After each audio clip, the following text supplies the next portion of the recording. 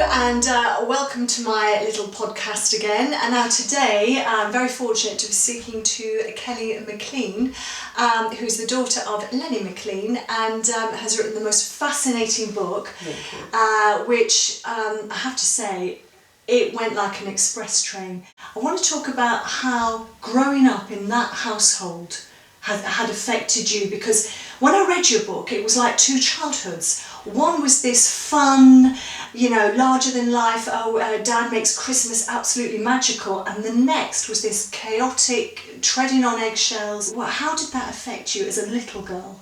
I think when I was younger, I don't suppose you realised that you had a different upbringing than perhaps your friends. Yeah. It weren't till I got a little bit older that realised that obviously he had an aggressive side. Mm-hmm. But obviously the fun stuff was fantastic. I mean, we had holidays, we had a brand new car every month, he'd give us what we wanted. Yeah. So that side of it was good. But obviously when you knew, as soon as you stepped foot indoors, it was just like a black cloud indoors. And you wouldn't even, you'd be walking on tiptoes, wouldn't even breathe in case he heard you breathing. You just knew that he was going to go on the turn. So what was it that set him off? Because if you had all this fun time, what was it? Was there something that used to trigger your dad? Do you know what? It'd be something silly. My mum would come in and say, "Oh, I see that bloke, what's his name?"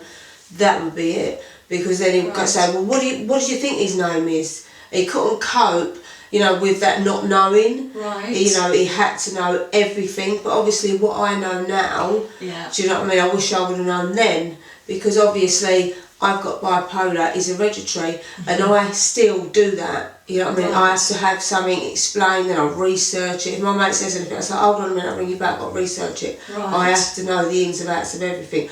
And I think, obviously, he was the same. So it's almost like control, isn't it? Needing to control every... How did your mother cope with that? Well, I think it was a point of she had to cope with it. She couldn't have left him. But I must say, my mum still laughed at all these jokes right up until the end. So she, she loved him. Right. She did attempt to leave him once. It was when I got a flat, so she rang me crying in Bexley Heath. Right. So I said, listen, I ain't coming all the way down there to pick you up if you get in my flat and you've got to go back. I promise you I won't. I picked her up, she came to my flat, within 10 minutes, knock at the door. It was my dad coming to pick her up, and then they were fine. Because I get the impression through the book that your dad couldn't live without your mother anyway. No. He was a bit lost without your mum. Yeah. Yeah, and your mum, bless her, went through an awful lot with you and your brother. Yeah. So would you say, looking back now, because there were moments in the book you said you look back at that chaotic life, but then you also say there were times you thought you hated your dad. And now you look back now and you think, well, he was suffering. He was suffering with bipolar. So nobody knew about it. Nobody talked about it in those days. So there wasn't any help for your dad. No. And obviously men in them days did not obviously believe in therapy. Yeah. And I do. I look in the mirror, I'm going to get upset. I look in the mirror and, I can't forgive myself for that. I have to learn to live with that. But like I say, I didn't know that he was going through the same as me. Like, he used to go back to bed and he'd say, don't tell anyone I've gone back to bed. Right. But I also do the same thing. It is the most best sleep I ever have during the day, believe it or not. So is it that you're exhausted? Yeah, well, you know what it is? My brain is doing overtime. Right, My husband will come in and he will say, oh, you ain't done this, ain't done that. In my head, I have done it. Because my head's rushing. It's going ahead of what's actually happening. So then all of a sudden I'll collapse. Right. But as soon as I fall asleep, if I fall asleep quick, I have a terrible nightmare within seconds and it wakes me up. Right. Then I can't sleep all night. It's interesting because in the book you don't really say to the end. You say, well, at the end I'm going to tell you exactly what I suffer from. Yeah. So when I'm reading the book, I'm just thinking about your dad, that it was his bad. He had a traumatic childhood with his stepdad, didn't he? And he was treated terribly. So I just assumed that your father's problems were just from that terrible abuse that he suffered as a little boy. And then as we read on throughout the book, then of course we realise when you're talking about your bipolar that in actual fact it just exacerbated it, didn't it? It just made it worse. Oh yeah, like I say, I wouldn't blame everything on that, but I would say 70% is that. Yeah. You know, they've just changed my medication and I'm trying a new one on Monday because I've had a whole week, more than that, I think about 2 weeks, of very low periods where I can just cry, laugh. Is that the medication or is that just... No, that is me. This is why I've tried too many times to come off my mood stabilisers, because every sort of year I think, do you know what, I can do this without the tablets. Right. It's just horrendous, and the last time I tried I swore that I would never ever try and come off again. It was just awful. You know, I bought something silly like lights that go on the back of your telly. Right. They kept falling off. I was there literally 8 hours, wouldn't give in.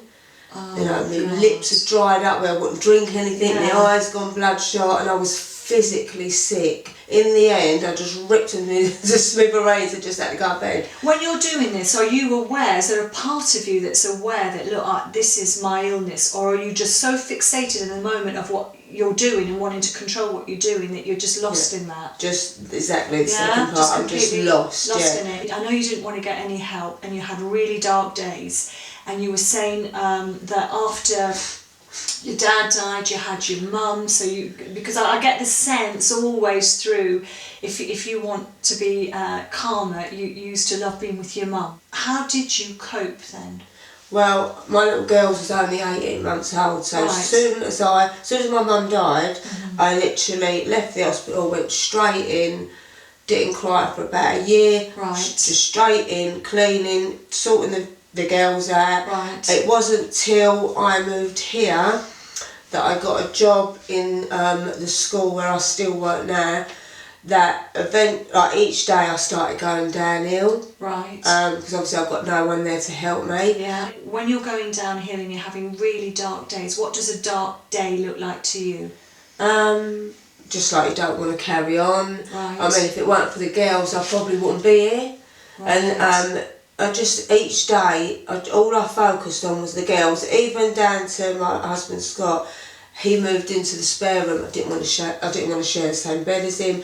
Right. I literally fell out of love with everyone. I didn't love no one, only my 2 kids. Right. And people say you learn to live with the loss. I would never, ever, ever learn to live with it. Still get upset now when I talk about it, because she was my backbone, my mum.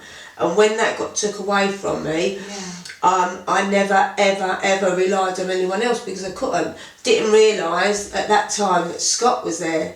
Yeah. And then over the years, obviously I start relying on him. And he now realises how much my mum was, was my strength. Yeah. You know? So has he taken the place then in a sense? Unfortunately.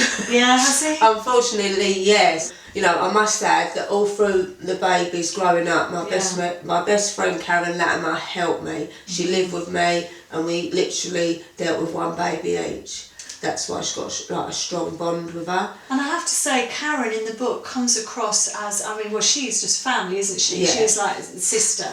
But the way that she was with your parents, with reading to your dad at night, Karen used to read your dad's book to him. Yeah. But you've said throughout the book that you haven't even you won't read his book. No, I'm not ready to read it, and I can't go back down that road. Right. Of self-harming. I tried to take my own life before the girls was here. I tried to take my own life. I self-harmed while my girls needed me the most. Right. So I won't make that mistake again. I think I'm strong enough not to go back to that self-harming. Right. Can't say 100%, but I'll say 90% I won't go back to it. So if I read my dad's book, is there a chance that I'm going to go back into depression? Because, like I say, we clashed. Yeah. We only clashed because we was too much alike, and I wouldn't back down. Obviously, he won. Even though I was frightened of him, and some days, obviously, I would hide if he's having to go to my mum because I was too frightened to go down there. Yeah. So were you frightened of your dad? Yeah.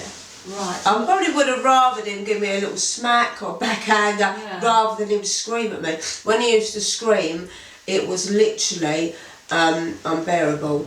You know, it was just, you were just petrified. But I have had about 4 outbursts last year, and I literally go the same. Really? Obviously in a woman version. Yeah. I mean, Karen was trying to stop me from going out the door. This was a couple of months ago. On my way out, I've smashed all the wall. I literally had a bruise all up my arm. You know, it's just, I can't handle, sometimes my brain is rushing so much, I can't handle noise around me. Right, it's just too much for you. Yeah, it's like a million people talking at once. So did you ever scream at your father then? I stood up to him once. Right. I moved out and lived in my aunt's house for 3 months while she went away. And he was saying something and I stood up to him and, you know, and screamed back. Yes. Not a lot, No. but I don't want to keep making him sound horrible because, like I said, you know, we did have the other side of it, which was absolutely lovely. It was really joyous in the book when you were talking about your dad. That's what I say. It's so like, it's like two tales, because some of it is like this really fun, and your mum is very loving, and you've got these wonderful days going to the seaside as a family where everybody relaxes. Going back to you saying about the book, sorry, this is my bipolar. When you asked me a question, I jumped to other conversations in case obviously, you know, the public thinking why she got onto that. That is obviously my character. But going back to the book, so I didn't really answer it properly. Yeah, I can't pick that up and read it. Like I said, I'm not ready. But my mum's book, actually, I picked that up last year and I read a few chapters, but I've put it back away for a holiday because... Yeah, with I've never picked my mum's book up either. Like I said, I don't want to go back, and that's really amazing because in my book I don't repeat nothing, and yet I've not read both their books. You know, so my mum's one I'm saving because it was like they've just met again. Right. Like up in heaven, and there's things in there I didn't know about, like when my mum and dad went cinema, something happened in there, something funny, and I didn't know this. I didn't know when they went to the fun fair and my dad challenged someone there and won the fight. I don't know none of that. Does it make you feel uplifted when you read your mum's? My mum's one makes me feel like I'm in a good place, so that's why I'm saving it for when we go away on holiday. Yeah, it's interesting when you said I'm saving it for a holiday. Cause, so obviously your mum all the way through though is this lovely calming presence, but it can't be easy because with bipolar, like you say, you're changing the medication. Do you ever see an end to it? Well, I was 40... when obviously I know, I mean I don't know, are you born with bipolar and also something triggers it off? But with my medication, like I said, I've tried to come off of it, I can't, so I won't do that anymore. These are my mood stabilisers, so instead of it being low and high, this brings me in the middle. But when I went back on them, they weren't working because they did warn me of this. Each time I come off these tablets, it's going to develop into bipolar because I've got cyclothnia, which is a mild form of bipolar. Probably not pronouncing it right. And then I believe mine's gone into bipolar 1 now because of not taking the medication. Exactly, and they did tell me that. So they have upped that another 100 milligrams, and I seem to be getting on a level.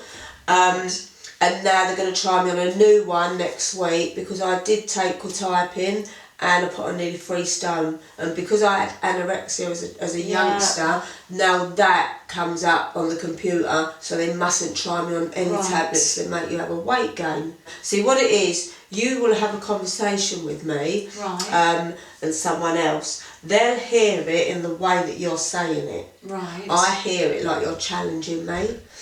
And that's not all the time, but then I will answer back thinking you're challenging me, so I'll go back. And that's what I think, can't say for 100%, but that's what I think my dad went through. So as you were talking to him, this is why he went on the turn. So when you're well, do you still feel that you're being challenged, but you can in your head go, no, that's the bipolar? No, since they've upped my medication, I've not heard anything like that. The only thing is it's messing with my memory a little bit, so I'll put something down and I literally cannot remember where I've put it. That's the only downfall about it. It's just that since they've upped them, I am forgetting where I'm doing things, and that's the only downfall. Other than that, I am not having any outbursts. Not sleepy. I have a tablet that helps me sleep. Right.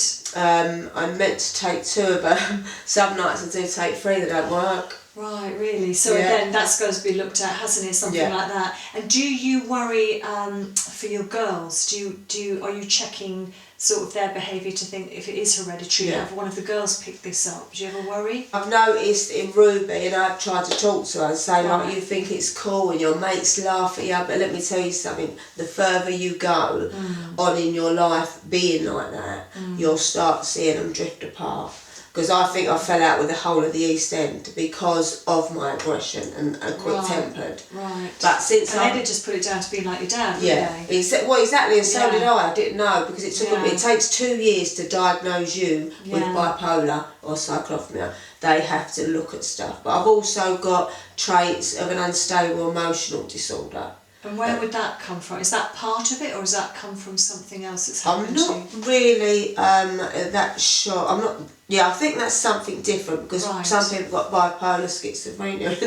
So I'm not sure. I know I've got that, because I could sit here crying, all of a sudden I'd be laughing at something you've said. Right. And then I'll cry. I'll just switch. You know, that to me, sounds really exhausting. That is really exhausting to go through life with the ups and downs that you've got. I mean, do you see a point where it will just stabilise out, that if you get the right medication, then you'll just be able to get on with your life without the worry of all of this? Well, that's what I'm hoping for. Like I say, the mood stabilisers have levelled me here. Yeah. I'm hoping the ones that I'm going to start for the bipolar, because what happens is when my mood is there, like I'm back in training, but I still could just sit on that settee. But don't look at the telly. Right. When my mate came down, she went, right, what should we do? I said, shh. She went, what, when it's quiet? She went, what do you watch then? I said, that blank screen of the telly. She went, what, you don't put it on? No. I said, I just watched the blank screen. She went, are you kidding me? I went, no, it's lovely. You know, I like that peace and quiet, because in my head... It's so busy. Yeah, it's rushing. Yeah. You know, and...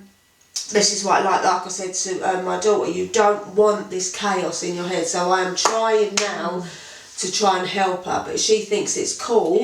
She thinks it's cool to be like this. Yeah, you know? She won't have seen that dark. You were really graphic in your book. You talked about a day where you would literally drop the kids off, or go to bed, or Scott would take the kids, and that you would just see something as you looked in the mirror. Could you just explain that? Because that's really, for somebody that doesn't suffer from it, I read it twice thinking, am I reading this right? Well, it would be actually the start of a night, and don't ask me why it was this night. Right. It was a Wednesday night, so there was a pattern. This is how my work noticed it. Right. So I'd put the girls to bed, it's that toilet in there, I'd literally go in there, I'd stare in the mirror, and I could see black things.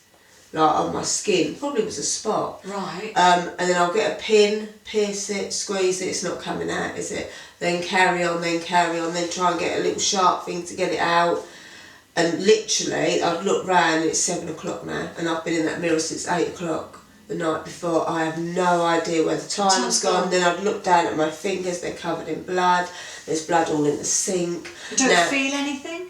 No. Nothing? Yeah, I feel the pain. Right. It's horrendous, but then it's gone, isn't it? So I think that's what it was, that you're digging so deep that the pain's unbearable, then all of a sudden when you stop there's no pain.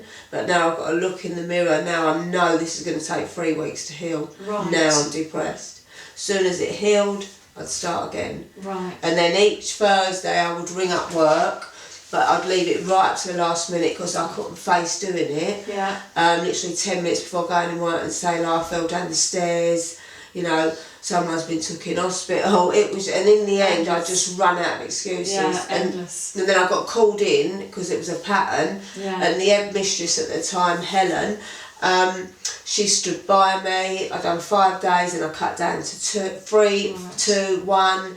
And now I've built myself back up that I'm actually manager of the after school club, and I look after when our numbers are up. 28 children every night, and I absolutely love it. Yeah, it doesn't pay any bills, but for me that's job satisfaction. And I get stopped in the street by new children in the reception area, by their parents. Oh, is your name Kelly? Yeah. Oh, my daughter don't stop talking about you. Or my son. So for me, I think kids get me. In the East End, I think people only knew the other side of it, the aggressive side, the side that jumped. But some of the time they was being, horrible as well. I wouldn't blame it all on my condition.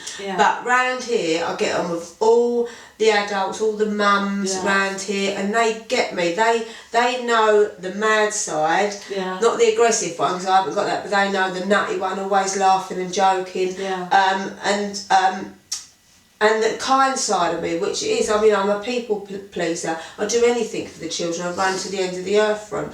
But also, I'm 50 in May, and I must make awareness of this bullying because of children being bullied, teenagers being bullied, and believe it or not, I'm getting bullied. Can't say where, can't say who, but I'm actually getting bullied by 2 people. But it's mental bullying because they won't knock at my door and challenge me. They've got to do it the coward way, so they do it in a way that they can't get caught. And to me, they are not worth my time or anything or my energy. The only thing I worry about is I am strong enough sometimes to take it. But you shouldn't have to, should you? No. These are adults. Bullying other adults. It's ridiculous. I feel sorry for them because they're sad people, and obviously they've got nothing better in their life to do.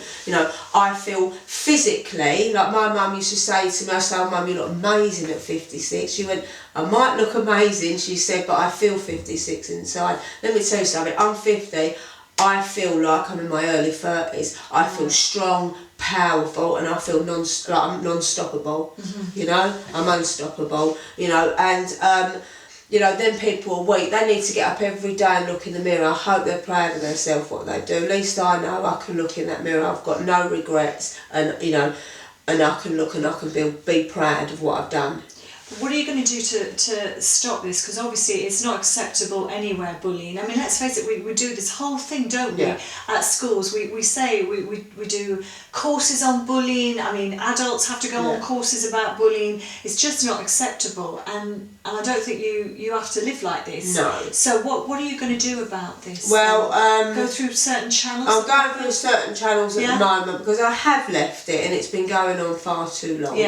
And to be quite honest, it's draining now. Absolutely. I've had but all I worry about is if, when it's done to children, they take their own life, they start on the self-harming. I will never, ever, ever let these people push me back to that. But like I say, every now and then it drains me. And obviously because my mood stabilisers weren't working, it affected me quite bad. So when you say it affected you quite bad, what did you find? Just really uncontrollable, crying, and it's not because I'm scared of them, because far from it. I mean, it's because it's mental bullying that you can't prove, and they know. It's cowardly. It's the worst, isn't it? Because you can't prove it. And they know that I know who they are, but I can't do nothing about it. The only thing I can say is that I am actually doing a boxing match in April, as long as I don't do any injuries. This is for charity. I mean, they can feel free to get in the ring with me if they want. I'm sure I'll show them a trick or two. I'll let them know what bullying's all about. Do they know your background as well? Exactly, this is why I think they do it, because of jealousy. I mean, like I said, I've written a book, and that was all from my own memory. I never asked anyone for anything. That's all what was in my head and all what's gone on in life. What have they achieved? Nothing but watch where I'm going wrong and want to bully me. It's absolutely shocking. Because it sounds more like jealousy to me. I mean, they want to call my dad a bully. My dad was 21 stone and muscle. He got in the ring with men twice his size. I don't call that a bully. I call them people bullies. That are coward, they can't knock at your door and challenge you face to face. Well, I really hope that you go down that and continue to go down that route and stop this, because I think it's pathetic. I mean, we talked about it earlier, so obviously we can't say anything at this point. But I'd like to think that when we next chat, you can tell me how it was resolved. Exactly. Yeah. Yeah. So this boxing match you're going to do, tell us about that. What's it for? Right, it's for a campaign that I support. It's let's get it right. Change your life, put down your knife. And there is a boxing match organised in April at York Hall. Don't know the date yet. Right. But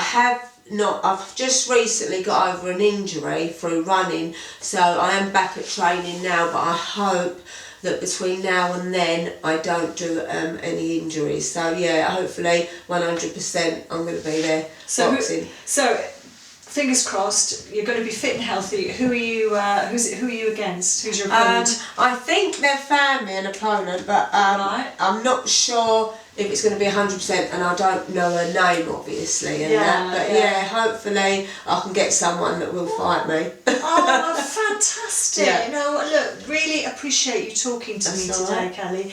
I mean, you have been through a hell of a lot. What I would say for anyone who wants a good read, Kelly's book, I mean, really does explode onto the page with you. It's like an express train. It doesn't give up. It doesn't stop. No. And it really is your personality coming out. And I have to say, it did have me in tears as well. So, I have had even men put the book down and had to go back to it a couple of days later. Do you know what I mean? Yeah. Because they said, and it is a roller coaster of a book, and a lot of people said they feel like I'm in the room actually reading it to them. So I'm really pleased with that. And I've had a lot of my members on Facebook inbox me saying that it's helped them through a dark period. So that's what I wanted out of my book more than anything. Not that I'm Lenny McLean's daughter, that I can help in some way and make awareness of mental health. I think you made us aware through your book of quite a few things actually, Kelly, not just the one thing. And I have to say, I had to read it over 3 days, didn't I? I found it really intense and really emotional. I had to put it down and I had to go back to it. But it did, as I say, brought up things for me that I hadn't thought about for a long time, because I think when you do lose your parents, you do put it to the side because you just got to get on with things, and it's too painful, like you say, to have a look at it. So what do you do that helps you with your mental health training? Well, what I do is obviously I run every day, so at the moment I'm up to 7 miles in each run, so I'm quite proud of that.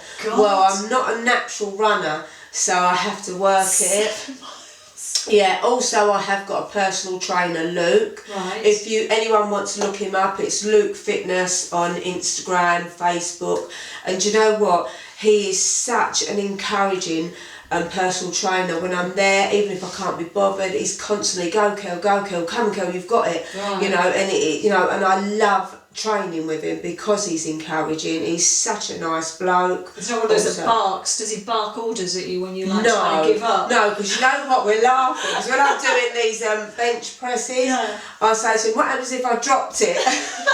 And then we're in fits. He's just, and then he shows me videos, what he's done.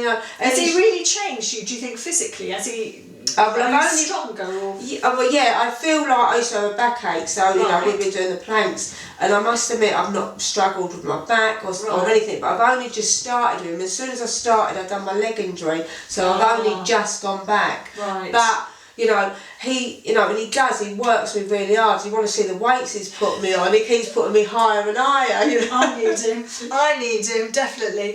Yeah.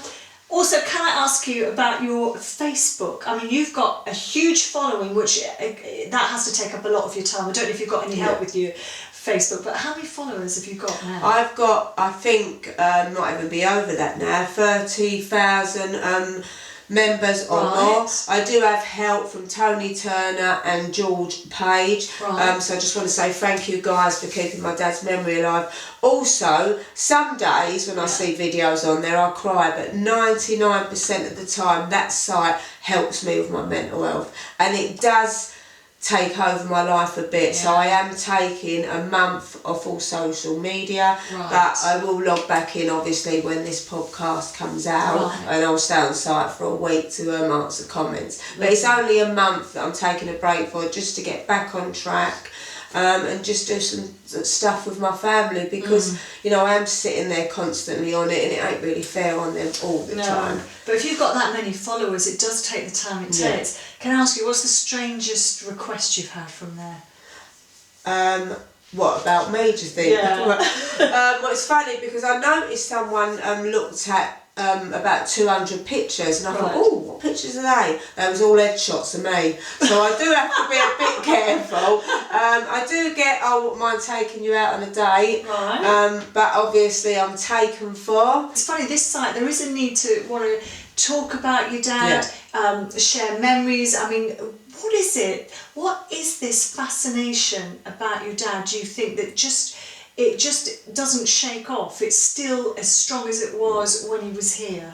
Right, I didn't know that he was still in the public eye the way he was, because I took nearly, God, what would it have been? Nearly about 20 years, 18 years. We just carried on with our life. I didn't bother doing anything for my dad. We just carried on. We lost our dad. We didn't lose Lenny McLean. We lost our dad. So I just went over, brought my kids up, then I went back to work. All of a sudden, for some reason, someone inboxed me saying they're running a site based on my dad. So I was helping them, helping this one, helping that one. I thought, hold on a minute. So 3 in the morning, I opened my own site. Within a week I had 1,000, you know, we're just building and building. But I answer every single message that I get. I mean, it took me 2 weeks at the beginning to get through like 3,000 messages. So they know that if they're going to write to you, so you know that if you're going to write, there isn't some person, some student helping Kelly out. I mean, that takes a lot of work, but well done you. Do people ever come out of the woodwork that have got a story that you've never heard about your dad before? Yeah, loads of times, you know, and it's refreshing, it's lovely to hear, you know, so carry on inboxing me. I do really enjoy it, you know. It might take me sometimes a week or 2 weeks to get back to them because I have so many, but I do get back to them, and it ain't my admins, it's me. I actually answer everyone, and I get recognised on Instagram, YouTube.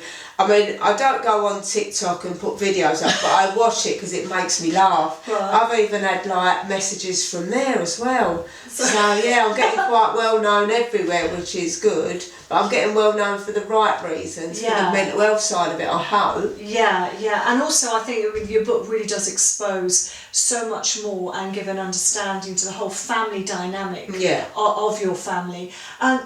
It's so shocking, but the fact that he was taken so young, where do you think your dad would have been? Because obviously he'd gone into the acting and things were a lot calmer because you're all as a family helping with lines, learning lines and stuff like that. So it's a completely world away from what he was doing, and he was loving it, wasn't he? Really loving it.